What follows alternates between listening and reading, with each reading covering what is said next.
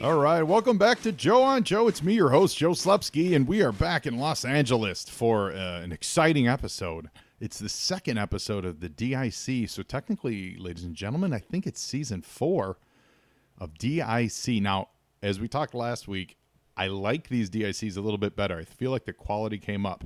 And once again, we are going through them not in disc order, in case you guys have the discs at home, but we're watching them in actual air date order, which is different. Usually we just follow the disc order on the show to make it easy on everybody. But the way they made these discs, quite frankly, was completely with no rhyme or reason as to when they aired. So we're following the wonderful Now You Know book by Lars Pearson in the disc order they'd put in there. And here we are with episode 2 called The Chunnel, and I am so very pleased to welcome a new friend of mine. He's a very talented creator. He's led a fascinating life. He's come from all around the world. He's living in Los Angeles now. He's about to head to Canada of all places, but he's originally hails from New Zealand. And I don't know about how many New Zealand Joe fans we got out there. I know we have some in South Africa. I know we've got fans in Europe. Hopefully this will branch us out to New Zealand, because my guest is the creator and super talented artist of Blastosaurus, Richard Fairgray. Richard, welcome to Joe on Joe. Hi, good to be here. It is absolutely my pleasure to have you on, my friend. And good to be here. I love having you. So Blastosaurus, let's talk about that. Blastosaurus is a kids comic. I'm gonna say it's all ages. It is all ages. It's not just for kids. I write it for the kid that I used to be. That's how I think about it. Like the weird kid who wants to read a book about incredibly smart children who are best friends and hang out with a dinosaur. Thank you. That's a great way to phrase it. Yeah, which you should have a great way to phrase your own book because you create it. But they are very smart. Your two leads are absolutely capable kids. And then your dinosaur, he's pretty surly. He's got an edge to him, which I appreciate. It adds something to it.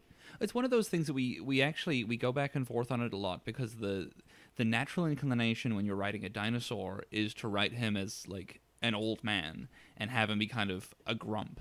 But I find that really dull. Yeah. And so while he has that kind of serious grandfatherly quality, he also is as excited about having an adventure as the kids are. Mm-hmm. So he's still got it's just kind of, we have to kind of keep reminding ourselves, never have Blastosaurus be unhappy that fun is about to happen. I love that. So let's roll back a little bit and start at the beginning. So you're from New Zealand. Yes. What part? I was born and raised in a city called Auckland, which is studied all over the world in colleges when as an example of poor town planning. Oh, why? Why is that? It was 7 separate cities that were all kind of near each other that then became one city. And I think what happened was every time a town planner died, they would fire an arrow into the air, and wherever it landed, they would put in an off-ramp, and a new settlement would develop. And when did you get the bug to create your own comics and start writing and doing that stuff? What was the genesis of that? Well, I started. I learned to read and write when I was like 3 or 4. And I'm not going to say I did it well, but I started then, and I started making. I would get pieces of paper, fold them, tape them together, and then I would make books based on the length that I had allowed myself with the pre-made thing. So a lot of my books ended very suddenly, had complete third act collapse, and. Yeah, You're critiquing your. Well, I made a book. I made a book that was my own version of the Three Little Pigs, which was the same as the regular version, but with more farts. And then it's better. It's a 16-page book, and the last 5 pages are just the third pig building his house, and it just ends with him sitting happily on top of his roof, being like, "I built a house." The wolf never shows up. There's no in your version. Yeah. Just because there were no pages left. There were no. Where were the farts? Did the farts didn't knock any of the houses down then? No, it was actually just that it starts with it says once there were 3 little pigs who didn't like their mother, so they went away from her and her farts. that was their call to adventure. Do you still have a copy of this? I actually do. I have like 3 of my earliest things. The one thing I really regret losing at some point was the first book I ever got in trouble for, it's called Donald Duck in the Haunted House, but I spelt house Hourrs for some reason. Oh, Jesus. But it's about Donald Duck and Mickey Mouse are meant to go and explore a haunted house together because they both want to meet a ghost, but Mickey doesn't turn up. So Donald goes in by himself and he meets a ghost in the attic. And the ghost says, "I'm so glad you're here. I've been so lonely. I'm the only ghost here." And Donald says, "I'm lonely too. My friend didn't show up. I have no friends." And then Donald takes out a gun and shoots himself in the face so that he can become a ghost and stay here with his new friend. What? And how old were you when you did this? I was 4. 4. And what did the authorities have to say about that? Well, I was in kindergarten at that point. We start a little earlier in New Zealand. Okay. And the teachers called my parents in, and they had to have like a very serious talk about what might be wrong with me.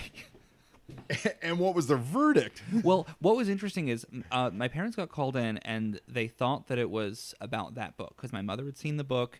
She knew that like this was going to raise some questions. Yeah. And they get in there, and I'm called in, and it's a very serious meeting, and it turns out they're not bothered by this book at all. They're far more bothered by the pictures I've been drawing of Postman Pat kissing Reverend Timms.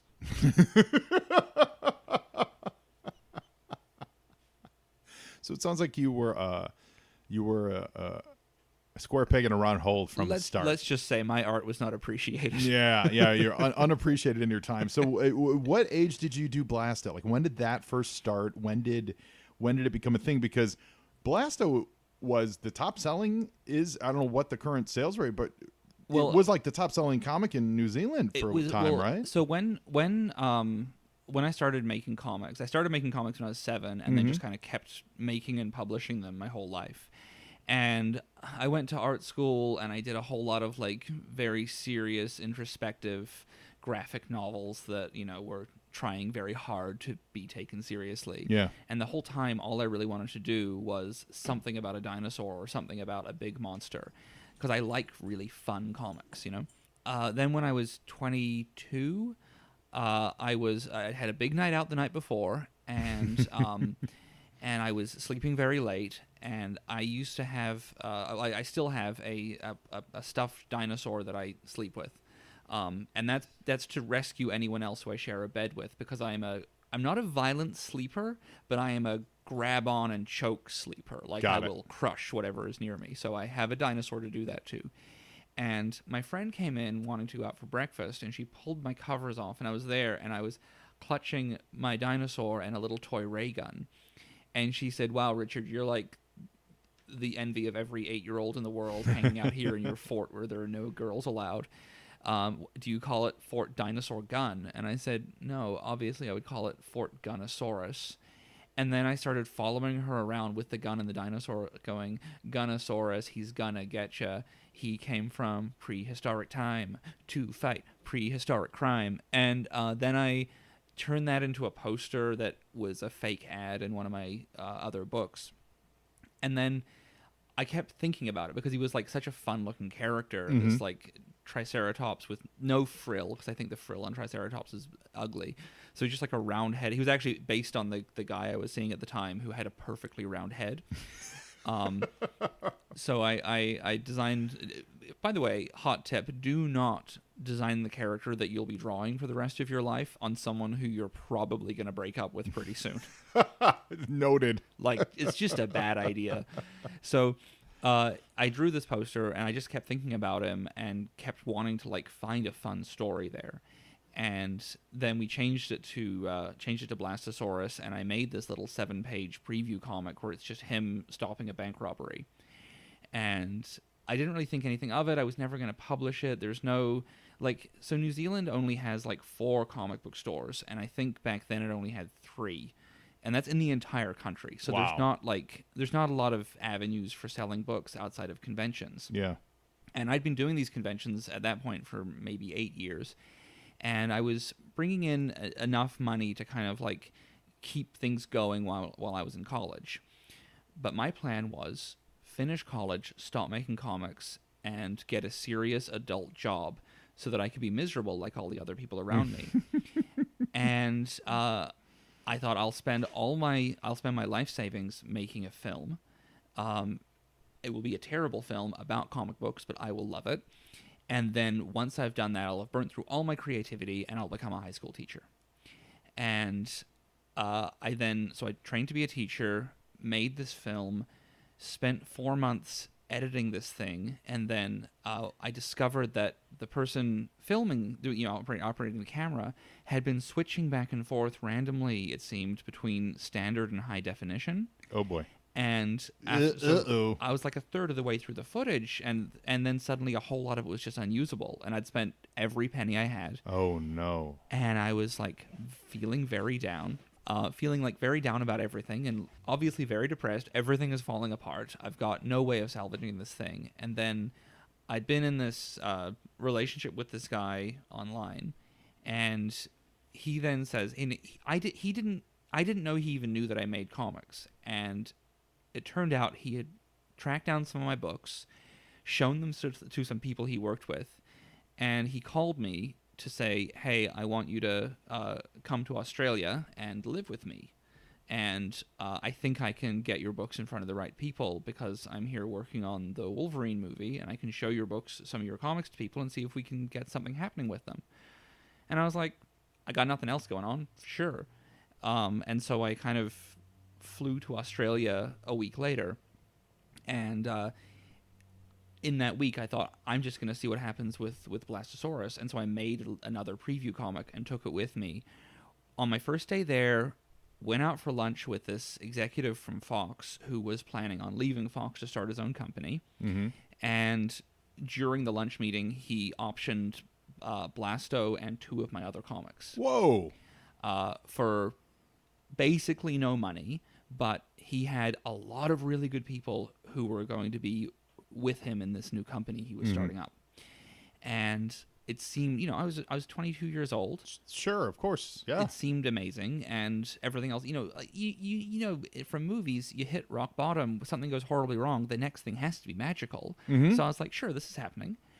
And then for the next 2 years, he held the option on Blastosaurus and did nothing with it. And except make a lot of announcements to the New Zealand media that Blastosaurus was happening. Right. So I was not allowed, part of the deal was I wasn't allowed to release any other comics until Blastosaurus came out, because they'd be seen as competing with the market and all this stuff. And so I had to spend 2 years teaching part-time while also making Blastosaurus full-time for its eventual release. It never got released. They printed it with missing pages, missing panels, some color, some not. There was just huge screw-ups. And so I then had to kind of go through a big legal thing to get all of the rights back. Mm-hmm. And then I launched it in New Zealand when I was 25 or 26. Okay. And it was New Zealand's first ever monthly comic. And then it became yearly. We would do one collected volume rather than release it monthly, because it just made more financial sense to release it through conventions. Sure. And it just started selling like crazy. I had a big presence. I had a fan base there who knew my previous work, but it had been a couple of years since I'd put anything out. So I didn't really know if there was going to be anyone really remembering me. Yeah. But it went crazy, and I was able to quit everything else and just do Blastosaurus. That's amazing. And I was doing between 6 and 10 conventions a year, and then all in New Zealand. New Zealand and Australia, okay. And occasionally I would go to England. But I know they're close by. Is it an easy jaunt to go from New Zealand to Australia? Is that crossing the bridge? Like a 3-hour flight. Is it a 3-hour flight? Yeah. Okay. So I was really close friends with. I am really close friends with the guy who runs all of the big conventions in New Zealand, and so I would go to Australia and do conventions there, depending on whether or not he was in a fight with the Australian convention organizers. So it became like a thing where they were like, "Oh, you're friends with him? We're gonna mess with you." So I would book a booth at this show in Australia, and I'd show up with all of my stock ready to sell, and I'd show up there on setup day, and they'd be like, "No, we don't have a booth for you. Oh. We have no record of you ever paying for a booth." So I'd get like no refund, and so I was just out a lot of money and inconvenience. So I had to be really careful about where I went, and I'd kind of check, "Hey, are you friends with these people right now, or have you know?" Is it cool? Is it cool to sell my book based on what it was the kind of people you're getting along with? Yeah. So what years would this have been then that you were blowing up in New Zealand? It was 2012. Yeah. I think was when we launched the first big collected volume, and we did like a little test run where we did a hardcover of the first story. Mm-hmm. And I like doing fancy versions of things, so it had like a lot of extra content and fun backup things. And we did 1,000 of those, and then 5,000 of a paperback edition that was just an 80-page standard trade paperback. Mm-hmm. And the hardcover, we sold out of the first batch within the first 2 conventions we did, and we got distribution through all of the bookstores for the paperback. Wow! And then we got huge reorders. We did, and so it just kind of kept moving very fast from there. And then we had this like one crucial moment where everything got terrible because there's only one major bookstore chain in New Zealand. And they got bought out by this company who owned a number of jewelry stores and furniture stores. And they have this model where they cut out all local distribution and they buy direct from manufacturers, so they can sell the same product for a quarter of the price. Right. And they realized they wanted to do this with the bookstores, and they realized that 90% of the books they were selling didn't have an original manufacturer outside of New Zealand. They were actually buying them from publishers already, so there was no way to increase the profit margin on books. So they reduced their book footprint in the stores from, I think, 70% down to 15%. Oh my gosh. And made all of the bookstores about board games, toys, and greeting cards. Ugh. And yuck. In that, we lost any presence for comics. Yeah. And so we went from being in, 94 stores nationwide, and again, very small country, so that's quite a lot, to 4. Oof. And they were the only 4 that sold comics. Wow. So it was like, that was really tough. And then we were really lucky that by that point, the sales at conventions had taken off enough that we could just refocus all of our efforts to there. So we pulled out of all the distribution models and just went straight to conventions with everything. And then we just release a new book at each convention. And you write and draw it. Yes. Do you ink it as well? Yes. Do you do colors? Yes. You do everything. So do you do lettering? Yes. Whoa. So I co-write the book with my friend Paul Eiding. Mm-hmm. Or I co-write this version, the American version, with Paul Eiding, who's an amazing voice actor and hilarious man and very good co-writer to have.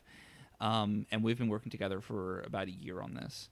And then I draw it, I pencil, ink, color, letter, format for print. Every single part of it is kind of me. That's I love that. That's the image founder's attitude, of saying like, this is my thing, I want to do it, I want to get it done. Well, I think the important thing is you have to know how to do everything. Yeah.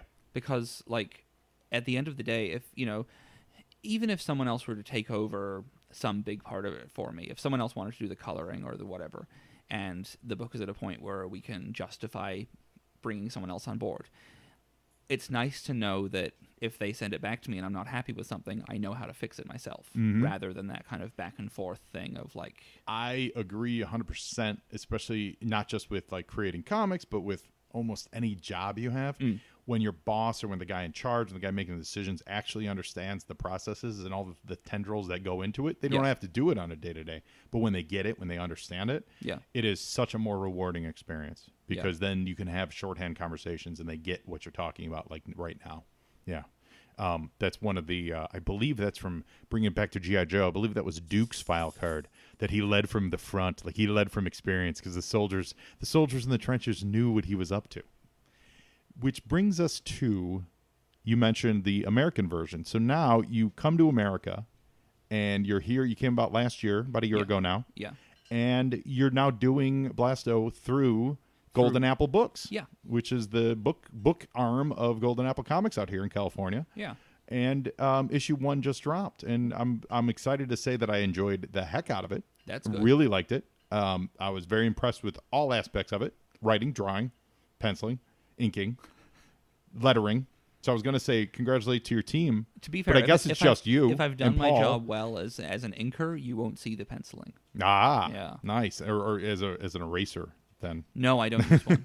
What do you do? I do just Blue Line or Blue Line. You do Blue Line? Yeah. Yeah, I did. I did some comic strip stuff in college. Okay. For a bit, and I did primarily Blue Line. It was so fast. If you're doing the inking, it's such a time save.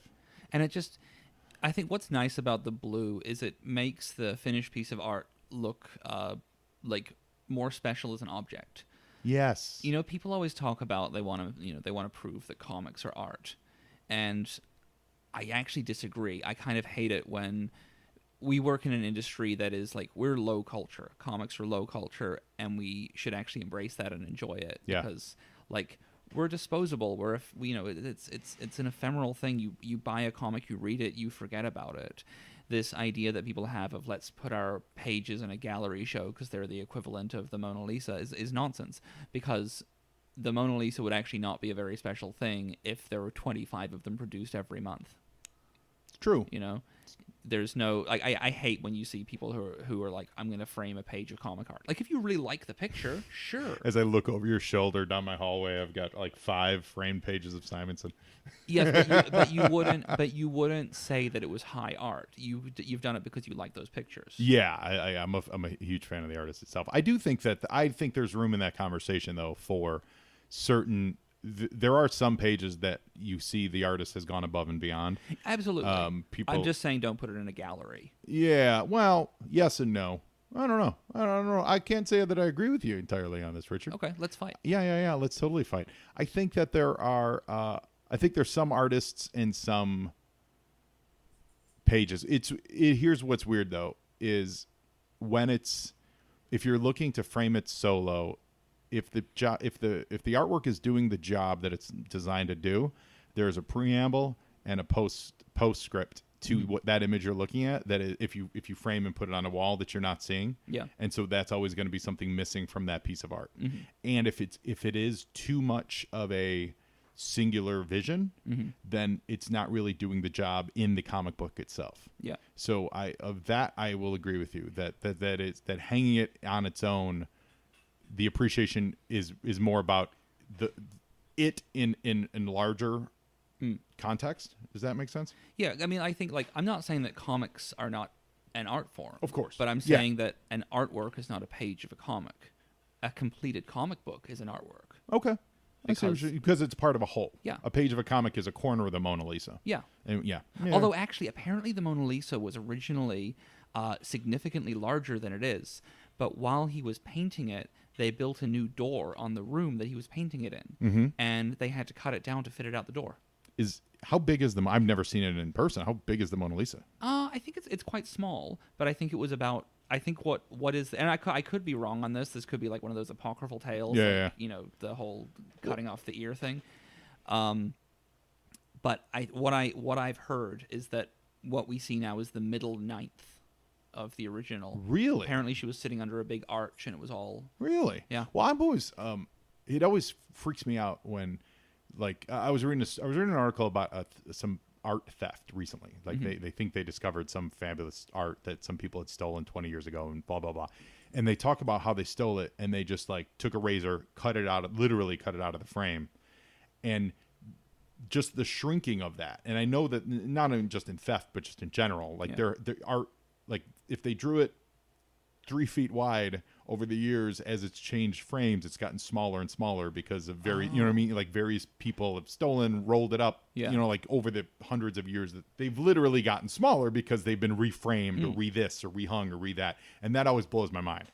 As someone who's like, I've got this weird sense of, this is the edge of the panel. It needs to stop there. I need to see that visible at all times. If you cut off the edge, I don't like it. You know, there's a building across the road from my office on Sunset, and they used to have a billboard on the roof, and it fell down, and they were told they weren't allowed to put it back up because you're not actually allowed to build new billboards on Sunset Boulevard anymore. So since it fell, they're out. Yeah. So, but they were renting that billboard out for like $12,000 a month. Yeah. So they realized that as long as their building was under construction, they were allowed to have advertising on the building itself. And so since then, their building has been permanently under construction, covered in scaffolding, and painted once a month with the entire building as a billboard. And they've just taken down the scaffolding to start again. They have to kind of redo it every now and then. And I was looking on the sidewalk where it sits, where it would normally be, and there's like maybe 4 inches worth of like lines of paint. So that building has actually gotten 4 inches bigger over the years they've been doing this. Yeah, and now they're going to start again. That's fascinating. It's the little loopholes that it's kind of nice because depending what color they paint the building, changes what color my office is each morning. Oh, that's cool. They had an Evian. The entire building was pink, and so my whole office was like glowing pink when the sun hit it in the morning. And that's what you're doing full time on here, right? You're focusing on Blasto? Yeah, I it's kind of weird actually. When I moved here, I'm here on the O1 visa, which is alien with extraordinary abilities. Okay. Which is going to be the name of my memoir from one day. Krypton. Yeah.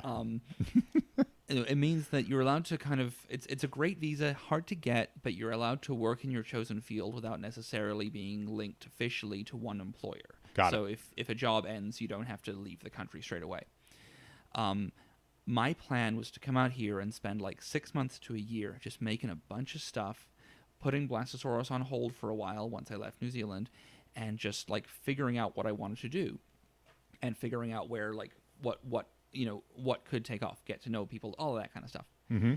And then on my first day here, I wandered into Golden Apple and talked to Ryan, and because it's a comic book store, as people know, we've talked about Golden Apple quite a bit on the show. Okay, remember? So I walk in there because my friend Derek has said, if you're in LA, you got to go to Golden Apple Comics to get your comics. They're great guys.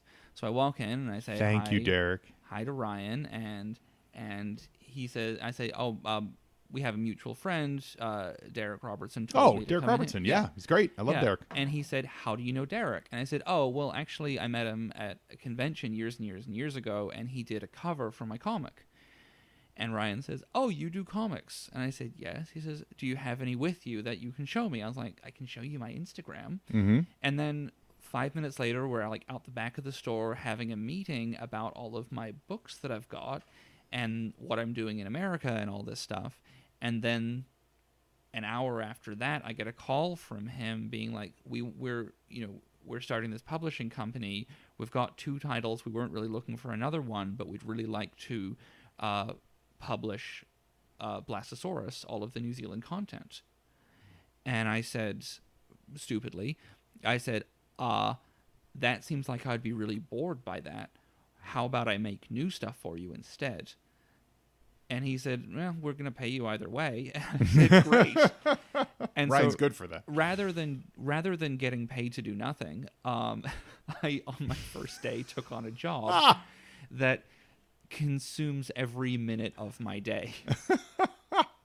So I've been here, I think, 10 months now, and I have done nothing but Blastosaurus. It's funny how life works. Yeah. It's not, I can't complain. Like, I get to draw dinosaurs for a living. It's pretty nice. And the finished product is pretty great. Ladies and gentlemen, if you guys are near, go to your local comic shop. Blastosaurus is available through Diamond, so go to your local shop and ask them to order Blastosaurus. You can also go to goldenapplecomics.com. I'm sure we have plenty of those available on the website. I'm sure once we get a few issues under the belt, we'll be putting out a trade of it and all that stuff. Yeah. But support Richard, support Golden Apple Books and stuff, because this is really great, and it's a lovely style. It's really bright and open, expressive faces. Let's just put it this way. I don't want to spoil it so much, but there is a dinosaur wearing a dinosaur inside of this. Well, yeah, because what better disguise? Like, what a when you see someone in one of those like inflatable T-Rex suits, you think, oh, that's a person inside there. Yeah, it's the perfect place for a dinosaur to and hide. in this case, it's Blastosaurus. Yeah, it's pretty wonderful. It's a very charming book. So please go do that. And while you're doing that, go to the interwebs and check out Blastosaurus on Instagram and Twitter. It's at Blastosaurus, spelled exactly how it sounds, Blastosaurus.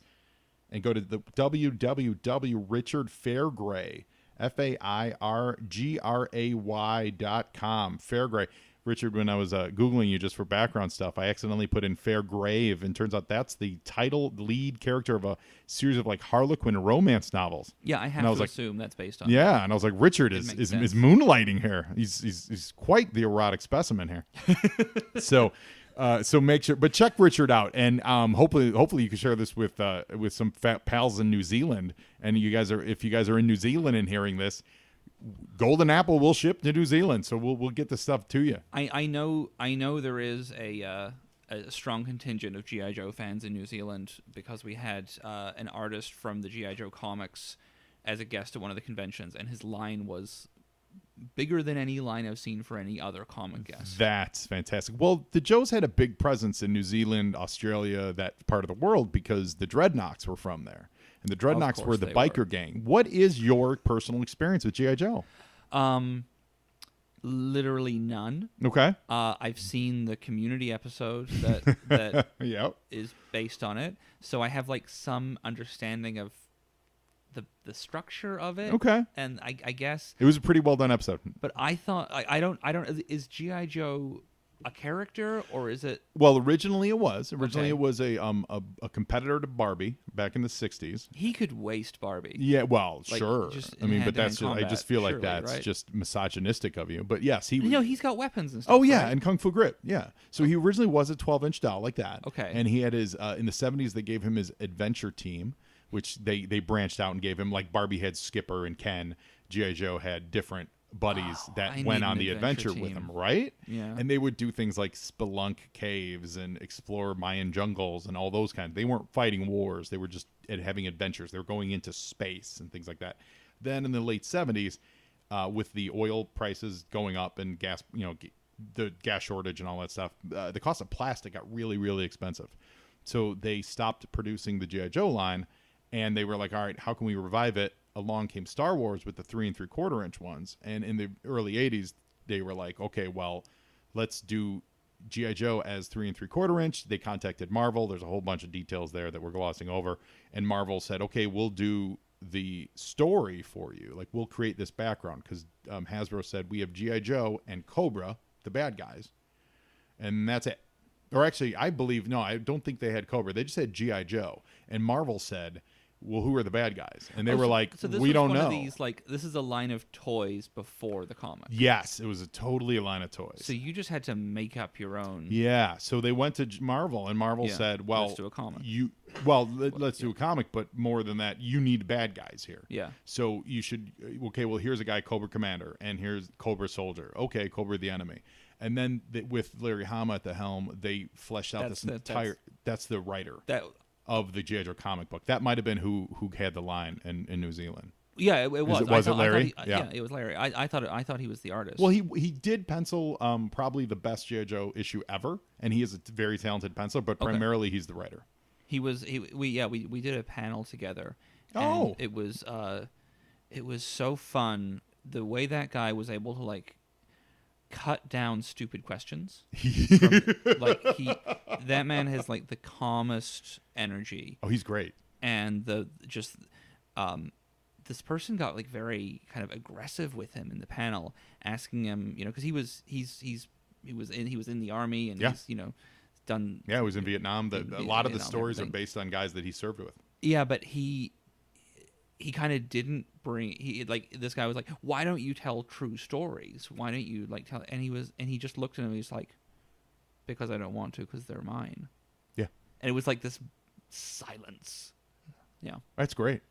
Yeah, I had a chance to interview him at WonderCon last year, and that was absolutely one of the things that he was talking about, that these are his his friends, his people, his stories. He doesn't follow any of these other iterations. He never watched the cartoon. He never did any of that because the stories he was telling were about his friends, his people.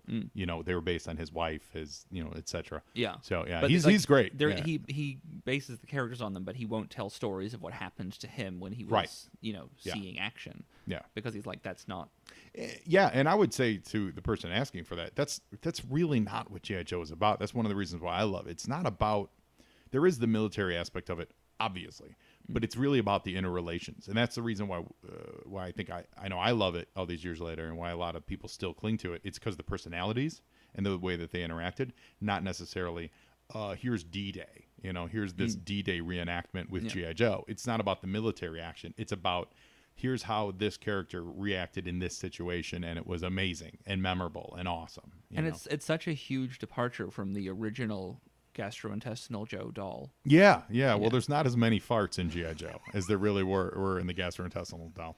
So then that brought us to the early 80s, and that's what this show is all about, where we watch all the episodes of the cartoon in sequential order and we comment on it. So we're going to get doing that soon. Great. Before we do, you, my friend, are a comic book creator, and listeners, if you want to be a comic book creator, you need to listen to the Dreamer Comics podcast. It's our friend Omar Spahi, and he puts out this podcast that features comic creators every week talking about how they got into the industry, how they were sitting at home trying to realize their dream, and they figured out a way to make it happen, and that's what his podcast is all about. So please go seek out wherever you get your podcast, Dreamer Comics Podcast. It's a wonderful interview show, and he gets everybody. He's a publisher himself, so he knows a ton of people. And while you're on the web, follow me at Joe on Joe Pod, Facebook, Instagram. Send me an email to joeandjoepod@gmail.com. I love to have fans of the show on as guests. We do it Skype. It's super easy. And if you want to go to patreon.com/joeonjoepod, you can see how you can help support the show. So, Richard, we are going to watch Chunnel today, which is a bit of a British adventure. So I'm thrilled. I know New Zealand is on literally the other side of the world, but it's still international. I feel like that fits, that works. So we're going to watch it. And listeners, get your DVDs ready. And here we go. One of the things they did, which you wouldn't notice necessarily is different this season, but I really like it, is they do a cold open, like modern sitcoms do.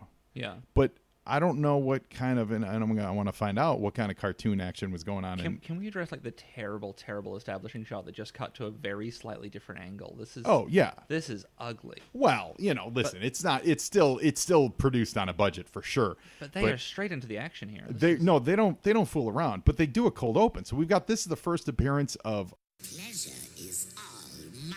Cobra Commander's. That's Cobra Commander's new look. He's out of the. It's not his first appearance of the new look, but he's out of the, what do you call, the battle armor. It's Road Pig's first appearance. There is shirtless Road Pig. There's the Baroness. So basically, this is the 1991-ish era of figures, and there's a lot more of a focus on the classics. Major Blood is back, and now we go to the theme song. Typically, cartoons start with this, right? And then you go into your story. These shows all have cold opens, which is amazing. Okay, I'm still really stuck on the how calm the Queen seemed. Also, how young the Queen was back when this was done. Well, but how calm she was as she still as they were lassoing gazebos and shooting lasers at funny hats, and she just walked on up, asked if it was a kidnapping. Leaving it open for him to say no, it's a queen napping. She's a great straight man, is what she is, Richard. I really feel like it was begging to have her then lie down on the floor and say, no, this is a queen napping. See, they've already missed a chance. That's actually really good. I'm proud of the anime. Oh, look, there's Snake Eyes in his new look. That gets me excited. We also see Storm. And so I love this generation of figures. I think they're more interesting than the previous season of the DSC stuff. I think everyone's look is absolutely upgraded. A little more cartoonish. Well, there's Big Ben. So he's a British G.I. Joe member. Okay. So, of course, he's going to be very proper. This is a toy that was available. This as toyetic as the first season was of the DIC stuff. This one really is. Here's Wetsuit. His name is just Wetsuit. Yeah, Like yeah. he just he is what he is. He is what he is, and that's all that he is. all right. Yeah. Okay. Come in. Big Bear, come in. And here is Big Bear too. He's the Russian Joe. He's on loan from the October Guard. Oh, this is like they're It's- introducing. it is a smorgasbord of action figures here. Yeah, that's exactly what it is. They're introducing all these new characters and here's Duke and Scarlet. Duke's in his new look. Scarlet hasn't been on the show in a year, multiple years really. That was just a very protracted shot of just boobs walking past, though. Yeah, well, Scarlet's a sweet, sweet lady. Okay. This is worse than combat. Duke, the voice actors are different from the last time we saw them. Okay. So all right. that's different too. So if you're following along, there's a lot of changes here. But I will say this: Why are they standing on the train tracks? That's very Come on, dangerous. lads. Let's save the queen. I mean, nothing's going to happen because the train tracks are well painted. It's true. And as you know from all cartoons. If it's well painted, it's not going to move and not Yeah. going to come into play. You're absolutely right. I used to think about that all the time when I was a kid. Like, why did they always grab onto the hand-drawn rock? Mm-hmm. Yeah. It is one of the big tells. It's funny. Road Pig is a dreadnought, Okay. and Circus. his figure came with a big iron bar with a concrete brick on the end of it. Okay. And as a figure, it doesn't look as rawly naked as it does seeing it drawn on the cartoon. But it's and that's him right there. Yeah, okay. He just looks awkwardly naked. He actually looks like a professional wrestler there. Is Right. What he looks like he's got a little John Cena in him. I think it's always a mistake when they show a shirtless person and they cut them off right at the point where pants would begin. It's Like- more suggestive, right? Yeah. Yeah. It's like if I have a friend who every time she gets a new passport or a driver's license photo or anything, she always goes in wearing something that's like off the shoulder. That's hilarious. So that, and then she says the key is have your hair down and wear a small necklace because it draws focus to the nudity, and it really does make it seem like she's naked in the picture. That's hilarious. It's good to see Major Blood. Good, Foo-Foo. Now sit for Daddy. That's- Sit. Just a dog training It's sequence. Fufu, the Queen's corgi, Yeah, they definitely looked for ways to fill time on these shows, and that is for sure. I want to see Major Blood's arm does not look robotic. There is a long time debate whether Major Blood, the guy in the blue, Okay. his original character, he had the toy had a metal arm. Like it started at the shoulder, like right about here, and it was metal Okay. with a weird like octagonal shape and the wrist, right? Yeah. And on later iterations of the cartoon, they made it very clear that it was a robotic arm. Okay. But in the early years of the cartoon, of the show, of everything, it was never clear. Like as a kid, I had no idea that he had a robotic arm. I thought it was just he wore a metal to block from a missile blast or something like that. Like Okay. it was a protective sheath, right? Yeah. And in this one, this iteration of him, it's totally just a normal arm. It is nothing robotic about that arm. So this further leads to the confusion, we'll say, of Major Blood's robotic arm debate. I don't the like debate that rages. the Queen has bought into what Cobra Commander said there. She just said the Queen napping has gone up in smoke. Why? Don't let your bully choose your name. Is what I'm saying. Yeah, you think? Yeah, but I don't know. I think it shows a level of awareness for Her Highness. That's empowering. Yes, it's an empowering line. If she'd just said kidnapping, still don't accept his terms. Okay, fair enough. So And so this is Big Bear, and that's Big Ben. Big Ben, yes, Big Bear Okay. and Big Ben. And there was already a comic character called Big Ben at this point, the man with no time for crime. Who's that? He's a British comic character. He was part of.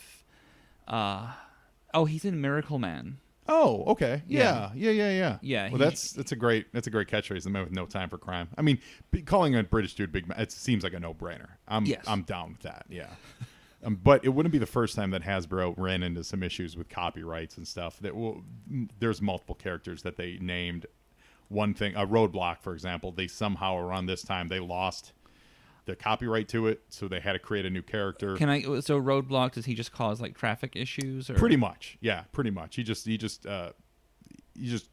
parks his car like right in the middle of the traffic, so cars can't go, and that's his only. And then he just stands on the side and he rhymes about it. That would be my X-Men power. Yeah, and then in the comics we've recently been talking about, they introduced Spirit, who is a Native American Joe, and his name was Charlie Ironknife. His non-code name, but his figure name was Spirit. But in the comic books, they could never call him Spirit because of the Will Eisner character, the Spirit. Yeah. So they always had to refer to him as Spirit Ironknife or Charlie Ironknife. They always had to throw the iron knife at the end of it. Okay. So Hasbro's run into a few of those issues over the years. And that takes up a lot more space than a word balloon. It really does. Yeah, it really does. And they didn't use Spirit a whole lot. I mean, he would show up occasionally, and when he would, he'd be used well. So we're gonna go to commercial. We'll be right back. G.I. Joe will return. Today's file card feature is on the Iron Grenadier Demon Drivers, codenamed Ferret. Ferrets are the backbone of Destro's armored assault squadrons. Their battle vehicles, called Demons, are expected to spearhead long-range mechanized attacks to neutralize enemy strongpoints, as well as to capture and hold landing zones for airborne insertions. Since the design priorities for the Demon key on speed, range, and offensive firepower, much was sacrificed in the area of crew protection, comfort, and safety. Quote, ferrets are chosen and trained based on their doggedly positive attitude. This is a vital attribute for them. When a squadron of Demons attack a formation at full throttle with all weapon systems firing, they are virtually unstoppable. Break up the formation, slow the pace of the attack, or counterattack from behind, and infantrymen with handheld rocket launchers can turn the Demons into burning hulks.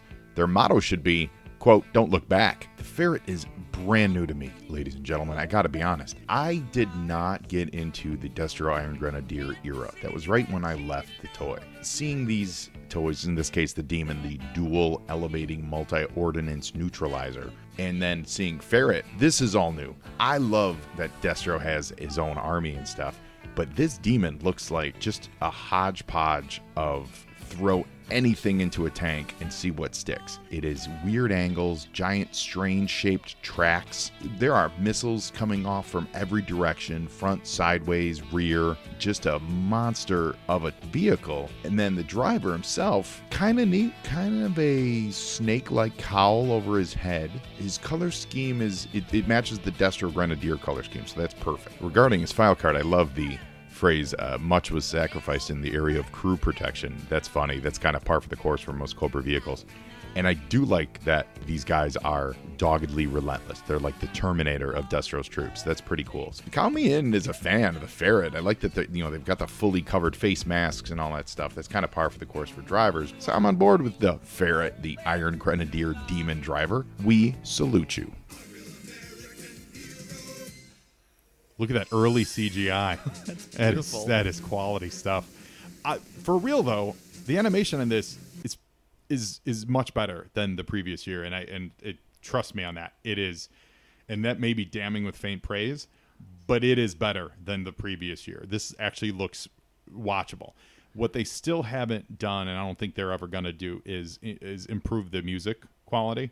The music on the original series was really, really good. Okay. And this, they went to DSE, they went to this bad synth, and there's a lot of dead moments in the show, and it's just not. Yeah, the not pacing well feels done. terrible in Yes. this.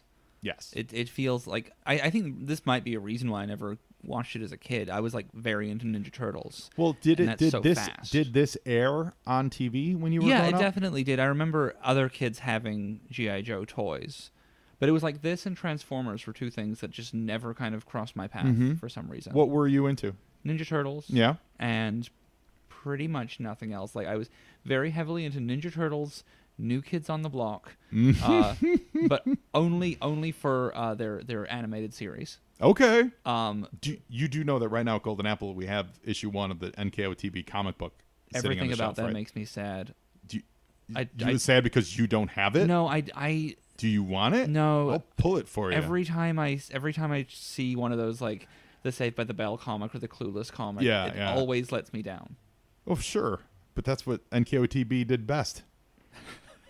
let kids around the world down. So I can see I can absolutely see the turtle influence in Blastosaurus. Yeah. You know, it's like they share a nose There's. I'm not even gonna try and pretend like that it's not like that show like that. I mean, also The Simpsons, was a huge influence on me in terms of. But like the Turtles was the first thing I'd ever seen where they broke the fourth wall, and that like blew my mind. Yeah. And rewatching it now, they just do it constantly and annoyingly. The Queen is so willing to go along with this, and she has such a small amount of security. I mean, at this point, she's been kidnapped, so that's why she has no security. Queen napped. I'm sorry, you're right. I didn't say king napped. This is a pre 9/11 world, though. Oh, wow, is it? Yeah. I mean, this is a pre Bill Clinton world. Back in a day when you could just kidnap a monarch. Yeah. There was a video. So now we're in front of Buckingham Palace, guys, and the Queen has been kidnapped by Cobra Commanders. She's flying her around. Major Blood is disguised as one of the royal guards because the Cobra is about to steal the crown jewels. So that's what's happening on the show. So for some inexplicable reason, Scarlet and Duke went grocery shopping before they went to Buckingham Palace. I don't understand that move, but they did. There was a video recently online which was amazing. It was a woman. I don't know where she was from. I don't know if she probably was American, I'm assuming, but I don't know anything about her. But she crossed the rope at Buckingham and started taking a selfie in front of one of those Buckingham guards that's like legit guards. Yeah. And he's doing his walk, and he does not stop for a second and just knocks her out of the way. Just like he's doing, because how part of their move is like the left arm kind of kicks out a little bit, like a salute. He hits her throws her around, and he never stops and keeps going forward because she wasn't supposed to be there. Get out of the way. It is the greatest video I've seen. I love it. That is, I loved everything about that video. I am so excited to watch that. Stop taking your stupid selfie and get back behind the ropes, you moron. I loved everything about it. The British are very polite people, though. They do believe they can stop Americans with a rope. Yeah, well, they're polite, and they're also about the protocol of it, which is what I respect about that. Like, no, you're not supposed to be here. We're going to keep doing our job. You are going to get knocked over. Yeah. That's how they took over most of the world at a certain point, and then eventually gave it back. Hang on, we just had a moment. He literally just stopped to check himself out in the mirror. He preened. That was beautiful. Oh, Cobra Commander is very vain. Okay. He preens for sure. So the question on this season of G.I. Joe is whether or not Cobra Commander is still a snake man, because he was a snake man last season. He was part snake, part human. When you saw underneath his helmet, you saw like around his eyes, they were not human. These eyes are obviously human. Yeah. So I don't think this is... You think it's a different Cobra Commander? Well, I don't know. I haven't formulated this theory. I don't think it's a different Cobra Commander because he still sounds exactly the same, and it is literally Chris Latta still the voice actor. We eventually came up with a theory for season 1 where that was actually an alternate dimension compared to the other ones because of some very big changes that happened that no one seemed to care about. Like people's hair colors changed. Just various. There were some people alive that were formerly dead.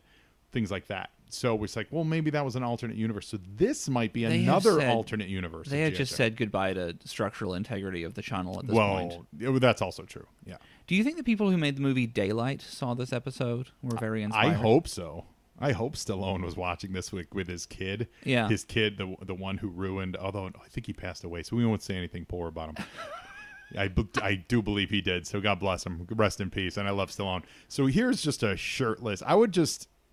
I mean, he's sitting down, so he's like, it feels like he's like, no one can see my junk because I'm in a He's machine. still got the Queen's Corgi with him, though, which is pretty dynamite. Who has already peed on him once. Yes. So maybe that's why he's wearing no pants. That's awesome. This era of Joes, these are the guys that were used heavily in the Atlantis Factor video game. So I don't know if you were much of a video gamer coming up, but they had that. By the way, that is one of the available for purchase toys. This little Sky Raider, Sky Raider glider. Like everything is toyetic on this show. Did it fly? Yes. Oh, cool. It was large. Like it was like 2 hands across. We're gonna go to commercial with a bullet train about to crash. Scarlet here. G.I. Joe will be back after these messages. Hey listeners, I'm not sure if you've heard the news, but Joe and Joe has started a Patreon, and I'm inviting you along for the ride. Go to patreon.com/JoeandJoePod and check out my page. Right now, there are 2 opportunities for you to help support the show. You can choose to be a Grunt or a Viper.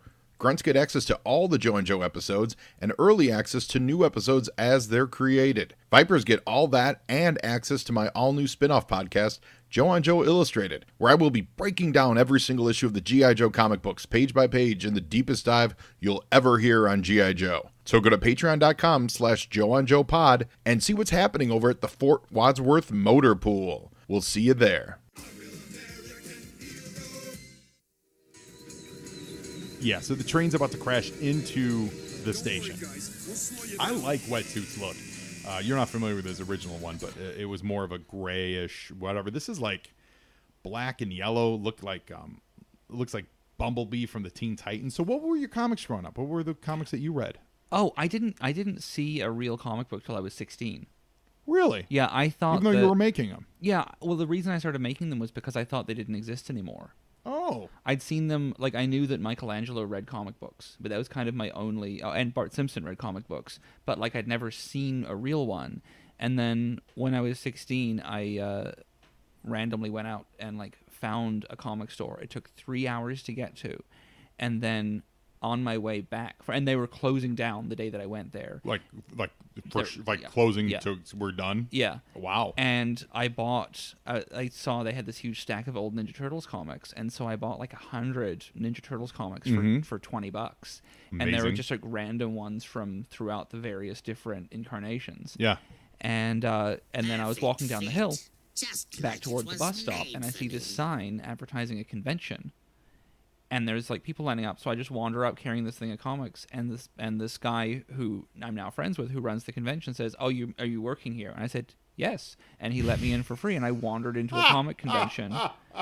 And Hey, listen. Time to grab the loot and go. Saying yes to random questions that people ask you leads you to so many adventures in life. Yeah. Like, so many times. Someone says, "Do you work here?" "Yeah, I Yeah. do. What can I help you with?" And who knows what doors that'll open. exactly. And I've multiple instances of that in my life. yeah, so no, I never had comics. I had TV and whatever I could make myself. Yeah. So it's that time of show, Richard, where I love to ask my guests, if you could be a member of the Joe or Cobra team, which side would you choose, first of all? And then we'll get into what would your specialty be, and finally, what would your name be? Well, I would be on the Joe team. You would be. I'd Okay. be a muckraker within their Oh. team, though, because I don't think they're doing anything well. I don't think the Cobras are a well thought out organization. They're bad guys, which I do identify with more, but I don't see them succeeding. Are you saying Cobra Commander, who just now wants to be coronated as king of England, that's not a well thought out plan? That's not a forward like there's not a lot of legs to that plan? Listen, being the king of England doesn't really get you a lot, though. It really doesn't. It's a title, and you get a bunch of free stuff from Harrods. It really doesn't. You know, if you endorse some toilet paper, the Buckingham Palace will have it without paying, and that's kind of nice, I guess. But it seems like a horrible job, and you have to have very ugly children. I assume that's a prerequisite. So you'd be a muckraker on the Joes. You know what?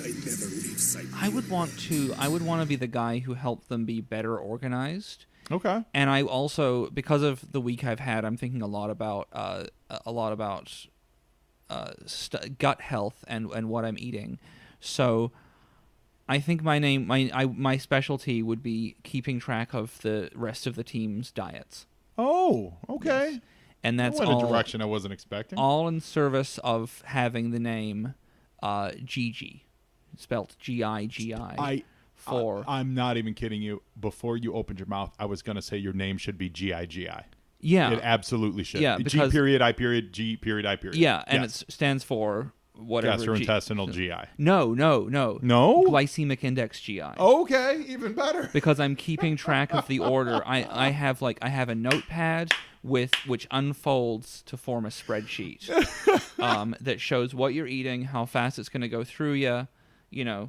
Okay, I love it. Yeah. You're the GI. Yeah. Your friends call you Gigi. I am bringing breakfast fiber to the Joe team. That's fantastic. Welcome to the Joe on Joe team, GI, or as we like to say, GG. Welcome to the Joe on Joe team. Do it. Hurry! The Joes are right behind us. Everything's coming to a head here. The Joes have broken into Buckingham Palace. An idiot who's smarter than you, Commander. They've gotten the drop on Cobra Commander and Major Blood and Baroness. My queen outranks Do they your fight? duke. Oh, he just had her hiding behind the curtain. Yeah. She's not tied up. She's No. not in any- Well, she's very polite. Better. You'll make a masterful king, Commander. Yeah, I she's the mean, height of, and you know that woman's name is the Baroness, so she's like half royalty anyway, right? Yeah. I mean, this all makes sense to me. I love this. The Queen just steps on us, digs in with her heels. Foo-foo, sick 'em. Foo foo. Oh my! Sick 'em. I think that's the quote for the show. That's foo foo sick 'em. And there goes Cobra. They're running down the halls, and they're gonna just jump off a 3-story balcony. Oh nope. because of a small dog. Yeah, because of a vicious corgi who has been urinating on Road Pig the entire show. See, this is my issue: is that they really don't have. They have no backup in place. You know. So I mean, their backup is usually just retreat. That's literally Cobra Commander yells the word retreat, and everyone just runs away. That's the backup for Cobra. That's how most of their schemes end. What I love about this episode is it's a scheme. We haven't had a scheme in a few episodes. Like, this is a legitimate story that the writer thought out and said, here is the scheme Cobra's going to try to do, and then here's the obstacles, and here we're going to get it. Those are the best G.I. Joe episodes. I really like there was a very real demonstration of the difference between the British and the Americans there. The Queen thanked them, and then and she was very polite with it, and then they all spoke over each other in response. I think I need some R&R. It's the subtle moments. Yeah. I don't like Scarlett's characterization of just being a There's shopping only one battle mad cry I like better female. than Yo Like, Joe, and that's Charge. yeah, like Oh my God. I'm just gonna go run, spend money. That's not Scarlett. Hey, this is But- Road Pig. G.I. Joe will be right back. I'll forgive him on that. And that's the episode, Richard. That's G.I. Joe Chunnel.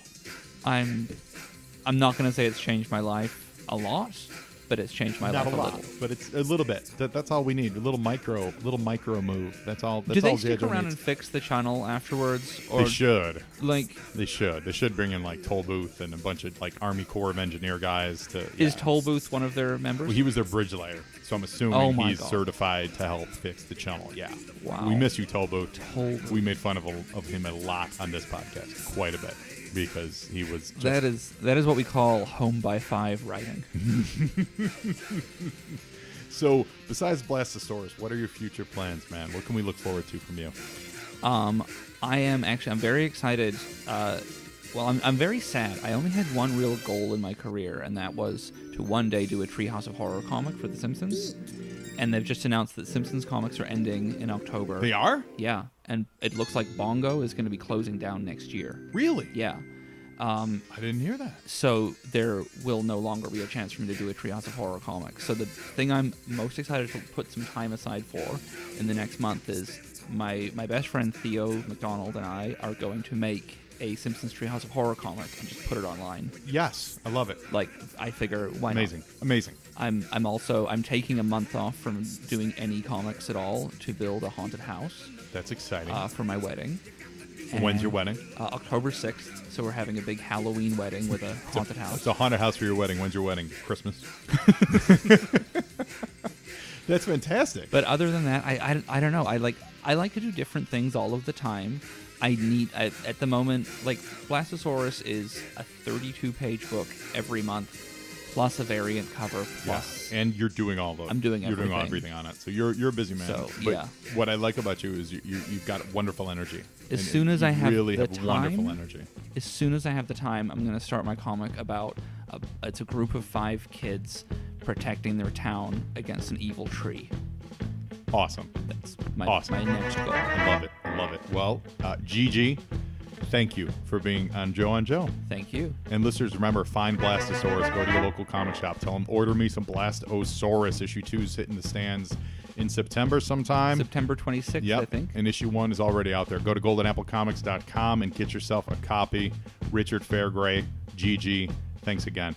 Thank you. And now you, Joe. And Joeing is half the battle.